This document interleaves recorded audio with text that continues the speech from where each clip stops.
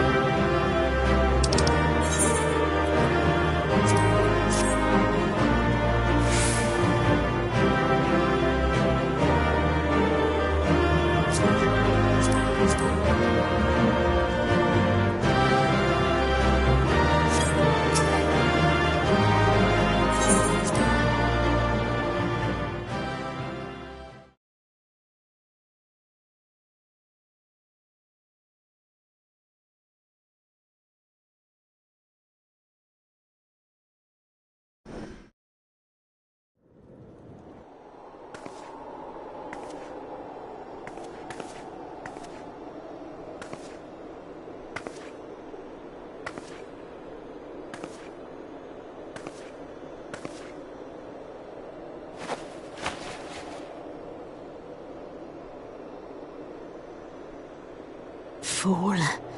Blind, bloody fool.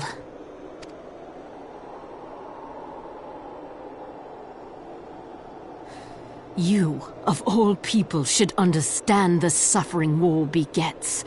That no sacrifice is too great if it brings an end to the violence. Mine is the righteous cause.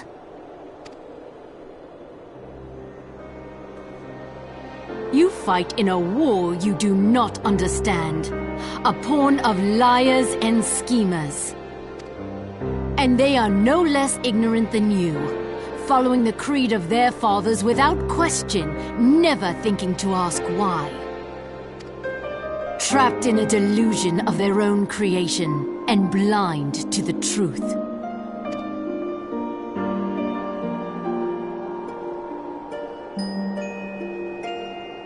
Warrior of light, redemption is not beyond us. We who walk before may lead those who walk after. Seek the keeper of the lake. See with eyes unclouded. Do not squander Mother's gift.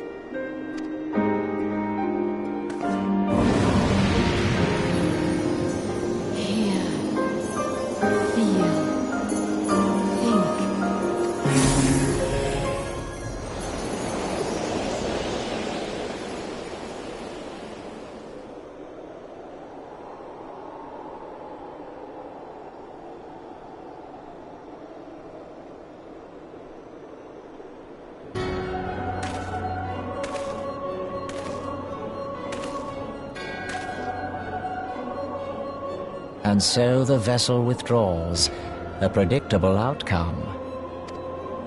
Nevertheless, La Habrea will be pleased. How unfortunate.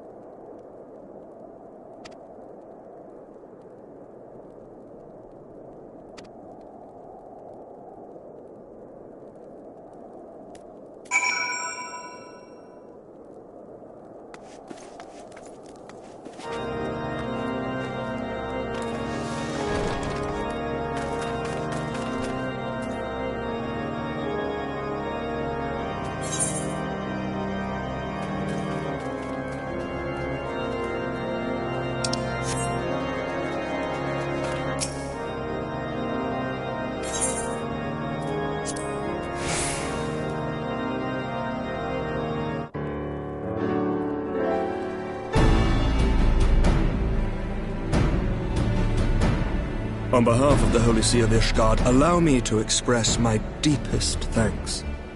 Never before have we been required to contend with a primal. Indeed, there were fears in some quarters that our knights might not be equal to the task. From what we have now learned of these beings, I can say with certainty that we would have lost a great many men had the Scions not intervened.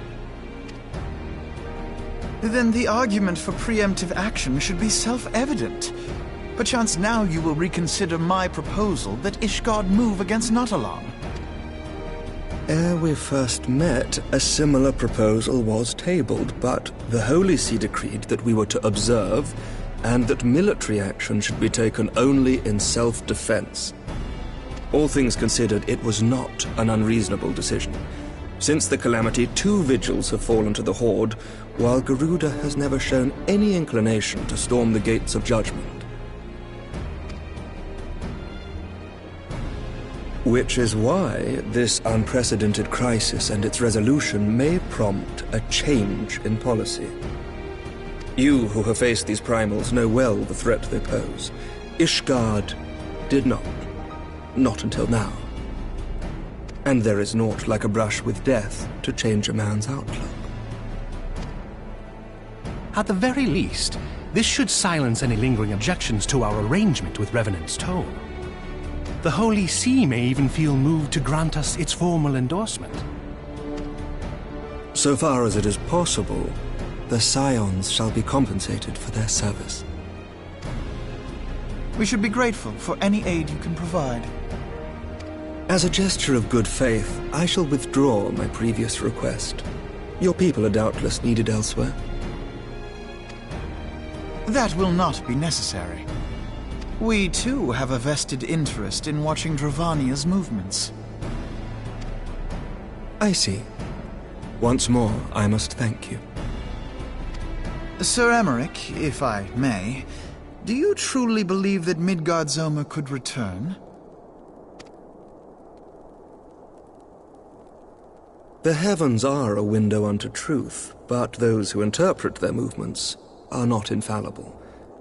I requested your involvement as a precautionary measure.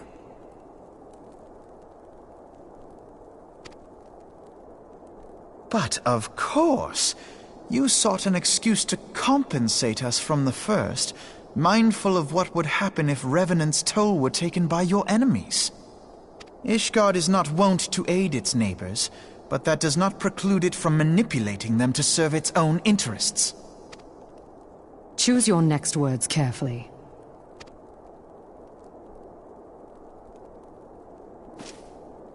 Do you know what sort of man becomes Lord Commander of the Temple Knights? One who comes from good stock. I did not. Yet here I am now. Why do you suppose that is? Because I swiftly learned to tell the difference between words, deeds, and beliefs. You are correct, Master Leveilleur. Ishgard desires to see Revenant's Toll flourish, as it would present a troublesome obstacle to our enemies from the south. We are so glad to be of use to you. As we are to you. Ours is a mutually beneficial arrangement, lest we forget, one born of necessity. The dragons grow more restless by the day, and the heretics harry us nigh without cease. We have contended with such troubles for centuries, but there are limits to even our endurance. Yet as a pauper is loath to part with his meager possessions, the leaders of Ishgard are not wont to render up their trust to outsiders. But with perseverance on our part, they may yet be made to see the light. Nevertheless, one must take care when walking the road less traveled.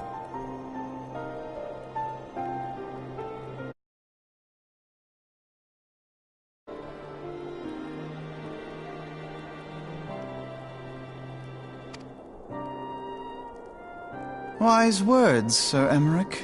I shall make a point to remember them. I must apologize for my earlier outburst. I hope it will not sour our good relations. Not at all. You but spoke from the heart. I trust you understand that at times my duties may prevent me from meeting with you. On such occasions, my second-in-command will speak for me.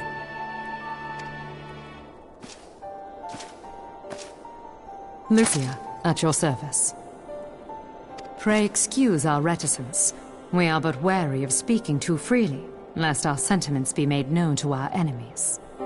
Know that the Lord Commander and I are of one mind. For the sake of Ishgard, and of Eorzea at large, I pray our peoples can put aside their differences. Those who dwell in the past risk losing sight of their future. Should aught befall one of our shipments, pray inform Lucia immediately. You may also relay to her any words you might have for me alone. Not being of Ishgardian birth, she owes no allegiance to any noble house, making her as near to incorruptible as one can find in my homeland.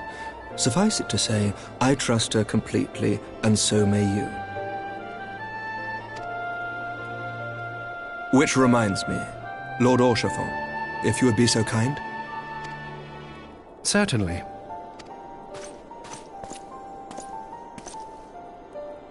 In times such as these, trust is ever in short supply.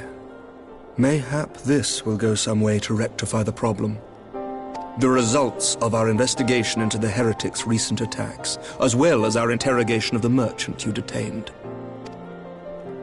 Sir Emmerich, I cannot thank you enough. Think nothing of it. Ishgard may be many things, but it is no friend to Garlemald. Did I not tell you to have faith, my friend?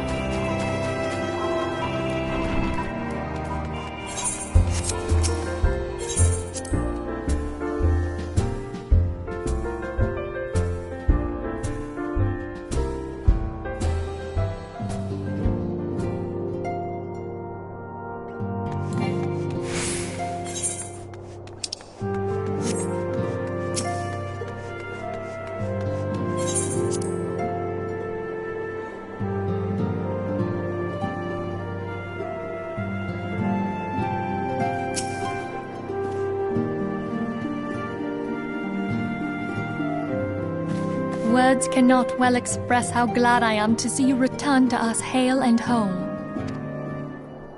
Needless to say, I am most eager to hear your account of that which occurred in Kurthis, assuming you're ready to speak of it.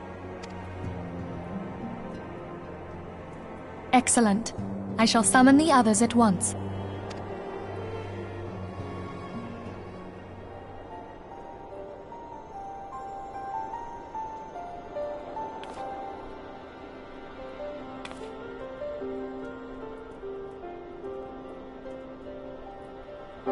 Iceheart used her own body as a vessel for a primal soul? Master Louisoix's writings make no mention of such a possibility. Can we be certain this entity was a primal? As certain as we can be that good King Mogulmog XII was a primal, I should think. Both were ostensibly summoned. Let's not quibble over definitions. Of more concern is the implication that Iceheart retained her will, even after she was possessed. We are talking about a mortal, wielding the power of a primal. It can't possibly be that easy, can it? There must be some sort of sacrifice required. Or maybe she's just special? What qualities this woman possesseth, I know not. But full sure am I that she was groomed for this role. Few are privy to the secrets of summoning, and but a single party standeth to profit from their dissemination. Well, I wouldn't presume to comment on how the lass came to know about summoning, but I will say that what she summoned was a primal. The readings were the same, or near as damn it. Strange as it all sounds, it's really no different from what you've faced before. Then mayhap it is time that we re-examined our previous encounters. Oh, pack your things, Ida. We're going back to Gridania. Yes, sir. About Iceheart's final words to you.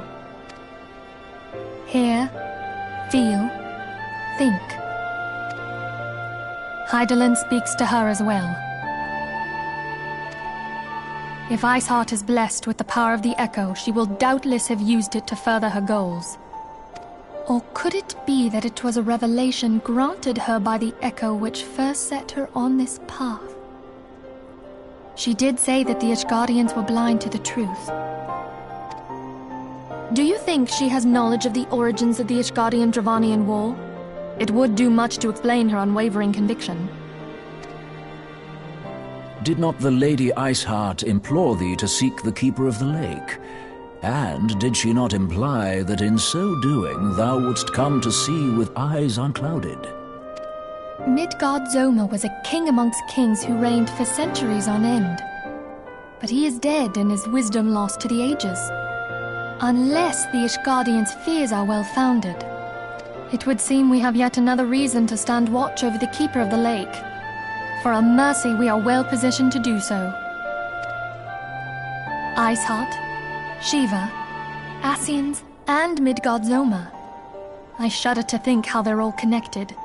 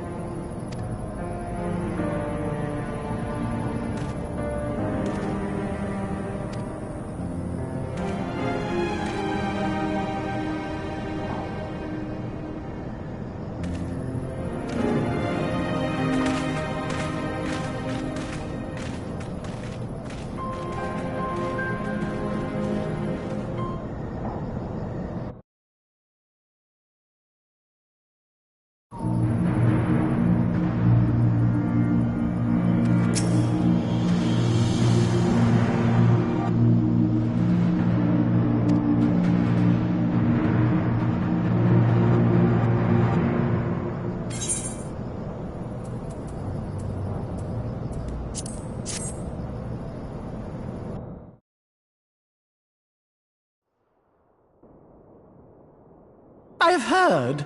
Truly bothersome business. No, I do not foresee a problem on that front. The main concern is Roban. There is no telling what the brute might do. Have the Blades watch him in the flames day and night. You may leave the Sultana to me. I shall personally attend her grace.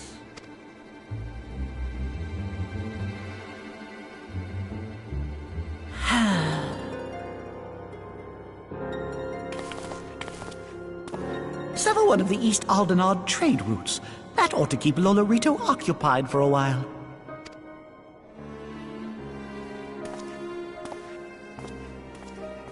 Nanamo Ulnamo. For my sake, pray be a good little Sultana to the last.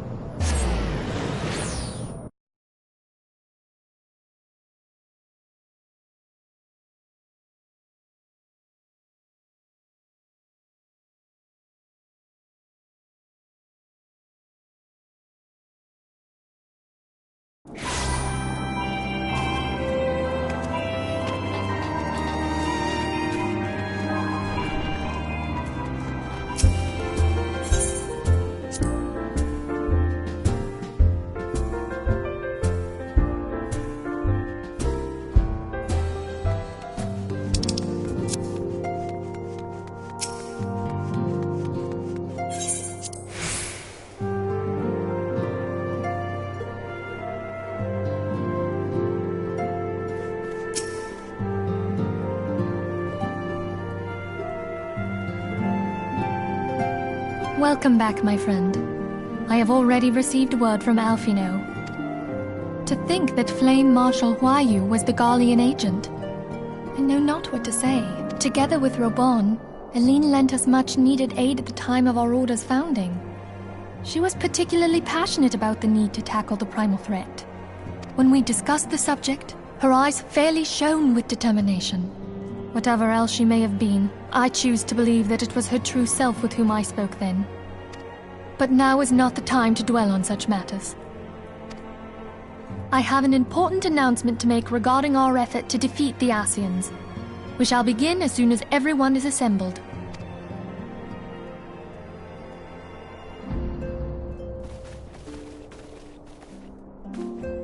My thanks for coming, friends. Moonbreeder, the floor is yours.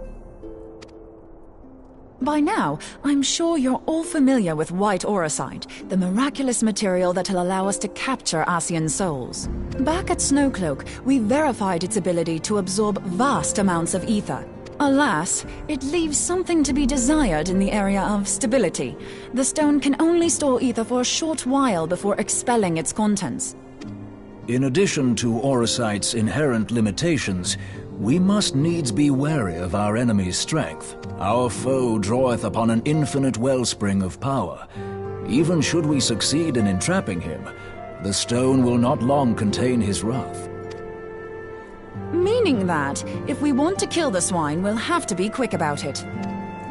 'Tis our belief that an Ascian soul may be permanently undone, if smitten by a sufficiently concentrated burst of pure ether.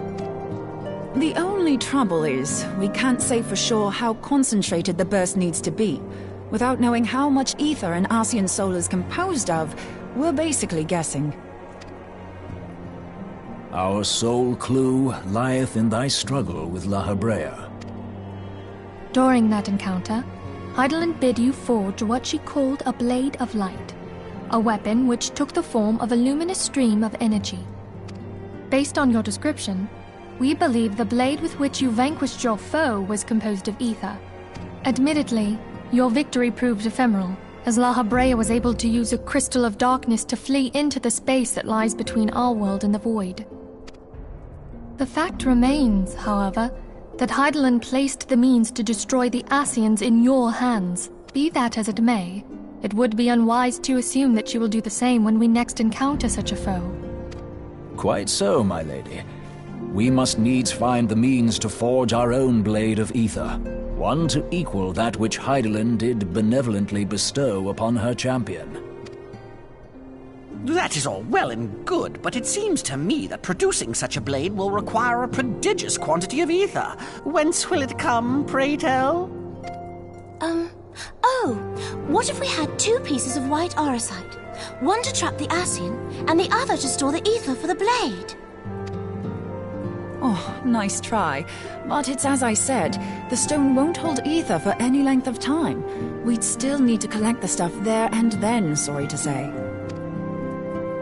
And therein lies the rub. Finding a way to create the blade whenever and wherever we choose. Twould seem more research is in order. I'm going to linger a while, perform a few more tests on the auricite. And I could do with some help. Urianger, why don't you lend me a hand? Mine apologies, but I am required at the Waking Sands.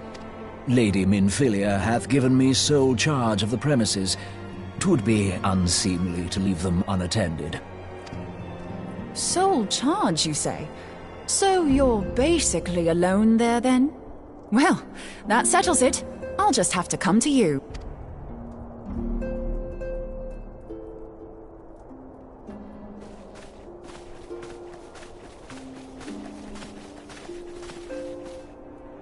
While you were afield, word arrived from the Sharlayan motherland.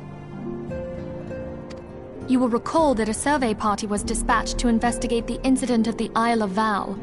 What they discovered was troubling, to say the least. According to the report, the isle has been erased from existence. 'Twas as if a hole had been torn in the very fabric of reality.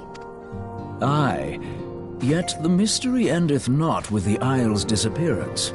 It hath come to light that a number of scholars in various other locales were reported missing at a similar juncture. What's more, they all had something in common with the head of the students of Baldessian. Every last one of them was researching a phenomenon called dimensional compression, or the rejoining as the ancient texts call it. I'll be damned if that's a coincidence. All indications suggest Ascian involvement, but I sense that a force greater still is at work. The entity the Dark Beings call the One True God. We must pray that my dear friend Kryl regains consciousness soon. If she bore witness to the Isle of Val's final moments, she may be able to shed some light on this mystery.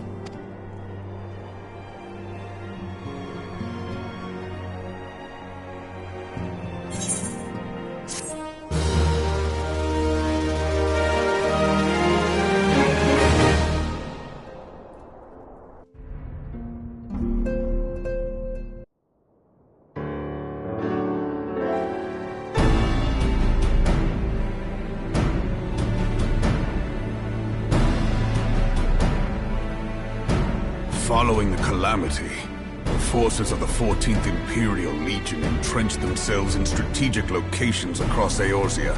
So swiftly did they accomplish this, it was suspected that they had received help. To think that it came from Huayu, my right hand. There is more. We have reason to believe that Huayu didn't deal exclusively with the 14th. She also answered to a higher authority in Garlemald. But this higher authority could not have been the Emperor, By consenting to the media project, Solus Zos Galvus showed himself to be more concerned about preventing the spread of primal influence than claiming Eorzea for the Empire. He would happily have seen the lot reduced to ash.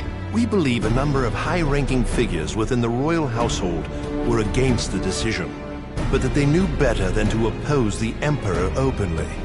Of course, this didn't prevent them from making clandestine provisions, in which Huayu played a part. Alas, these provisions did not prevent Dalamut from falling, and the ensuing chaos changed the face of the realm forever. Yet Eorzea survived. To all intents and purposes, the Meteor Project had failed, and the Empire was left to rue its lack of a decisive means to eliminate the primals. Until, that is, it stumbled upon the Ultima weapon. Even before the accursed thing was dug up, it seemed to me the 14th had the might to overwhelm our weakened armies. Yet they chose to hide behind their walls. Why? The Black Wolf was wary of making the denizens of Eorzea desperate, lest more primals emerge to bleed the land. The discovery of the Ultima weapon, however, emboldened him to resume his war of conquest in earnest. But there was one in Garlemald who believed that Van Belsar's actions were premature. One who stood higher in the Imperial Army's chain of command. He ordered the Legatus to halt his advance, only to find that the Black Wolf had slipped its leash, and that the 14th now acted alone. In a bid to bring Van Belsar to heel, he used the agent he had planted in Ul'dah prior to the Calamity to undermine the Legion's efforts. A man who outranks Van Belsar, yet opposed the late Emperor's decision to annihilate Eorzea. This could only be the former High Legatus of the Garlean army, now known as Emperor Voris Zos Galvus. So he was Huayu's true master. But one of several in actual fact. We've learned that even as Huayu served the Empire's interests, she sold Imperial secrets to a certain faction in Eorzea. In so doing, she helped to maintain the status quo, thus prolonging the conflict. Considering who stands to profit from war, it isn't hard to imagine who her other masters were. 7 hells! You mean to say that she was a double agent? Triple, if you consider her services to Van Belsar and the new Emperor as separate. As neatly as these pieces seem to fit, one aspect of the puzzle remains unclear to me. By whose will was the Marshal feeding intelligence to the heretics? And try as I might, I fail to see how aiding their cause would profit either her Imperial or monetarist masters. Could it be that another hand is at work here? If so, Huayu must be made to reveal whose it is.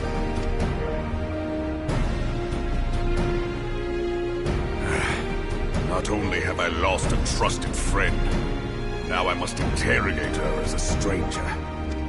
Not a pleasant task, I grant you, but a necessary one. Unless we weed out the ivy, root, stalk, and stem, it will simply grow back. I know that full well. Those closest to Huayu have already been detained, and I will question them alongside her. General, pray keep in mind that there may be unwitting abettors among them. All will be treated fairly. On that you have my word. Those who are innocent have no cause to fear. You have ever been a friend of truth, General. I hope the unpleasant task of weeding out falsehood will not detain you too long. Though it be for the sake of Eorzea, doubting one's comrades is poison to the soul. And with that, I take my leave.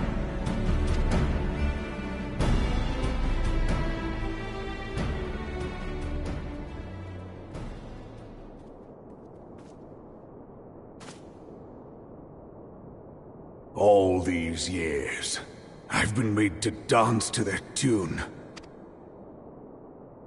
How could you, Huayu? How could you side with them? Those cankers who take from this land and give naught in return, who use their power to disempower and grow fat while the people starve. I know you can hear me, monitorist scum! Your crimes will not go unpunished! purge this land of your sickness before the eyes of the 12. I swear it!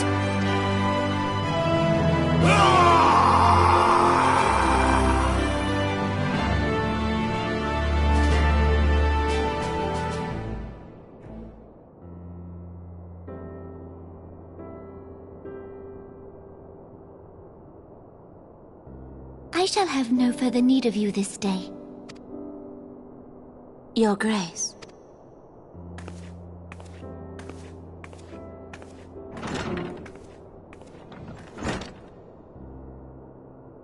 I fear that not even mine own chambers shall remain private for long. Has the situation grown so grim?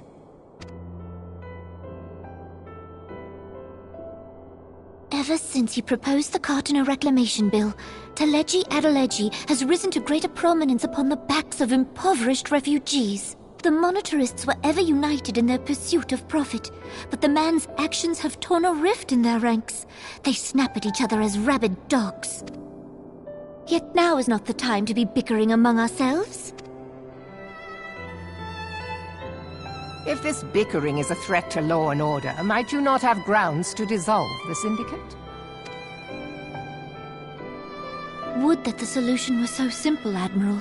Alas, my moving to dissolve the Syndicate is certain to spark outrage among the influential merchant class, whom the Cabal represents. This would serve to exacerbate the current unrest, and peace would slip still further away. Be they rich or poor, natives or refugees, all who reside in Ul'dah have a right to pursue happiness.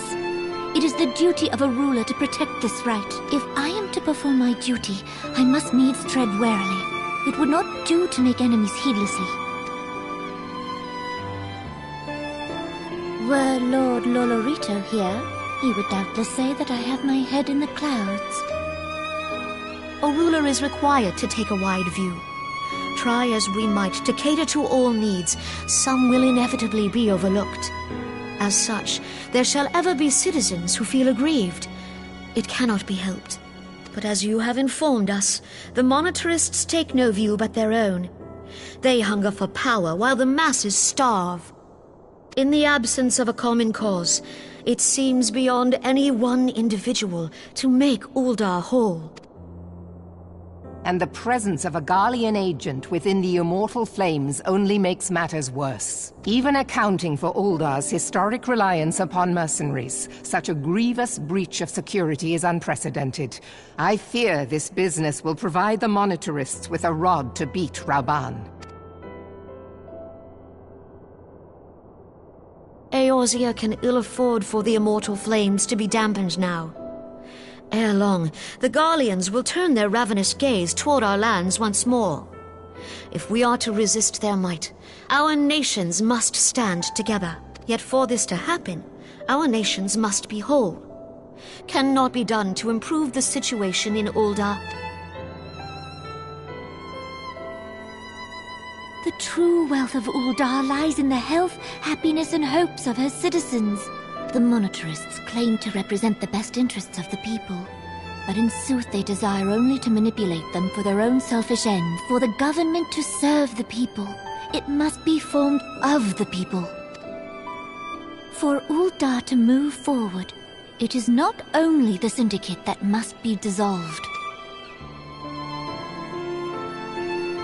Nay, you jest.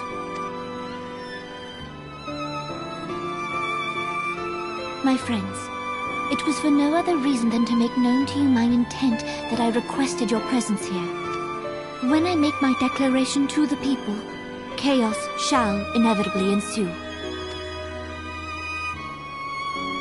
As the last monarch in the line of Ul, I make unto you this request. Help Rauban to preserve order and protect the people. Forsake them, and you forsake yourselves. For a strong Eorzea will ever have need of a strong Ul'dah.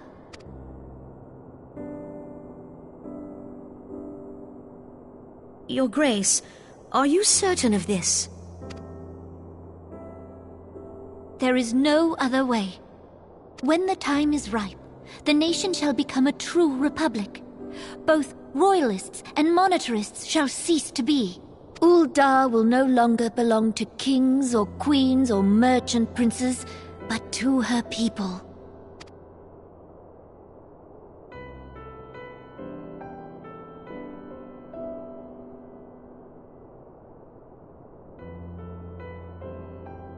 Roban, forgive me for casting aside all that you have toiled for in my name. Beyond this gesture, I am powerless to help my subjects.